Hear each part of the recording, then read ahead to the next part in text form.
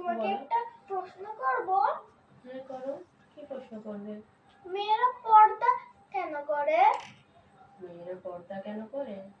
এটা তো তোমাকে বোঝাতে গেলে আমার প্র্যাকটিক্যালে বোঝাতে হবে। আচ্ছা তাহলে চলো তোমাকে প্র্যাকটিক্যালে বোঝাই। আম্মু, এইগুলো দিয়ে কি হবে?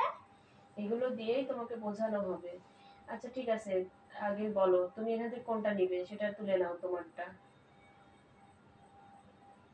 কেন ওটা তুলে নিলে কেন? কাঁটাগুলো তুললে না? এটা অনেকক্ষণ আগে কাটা হয়েছে, এর জন্য এটা অনেক খারাপ হয়ে গিয়েছে। তার জন্য ওটা নিলে না? না, আর ওটা? এটা ওপরে খোসা আছে, এর জন্য এটা ভালো আছে। ও আচ্ছা, বুঝতে পারছি।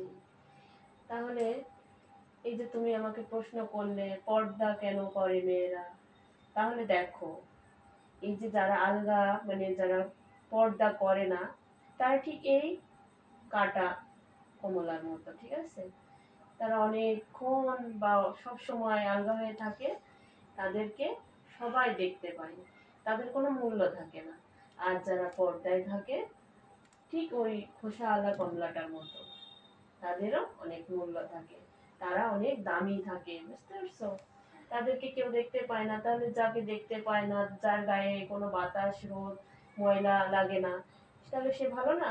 এটা যেমন তোমার কাছে ভালো, তেমন পর্দাটাও তেমন পবিত্র। কথাটা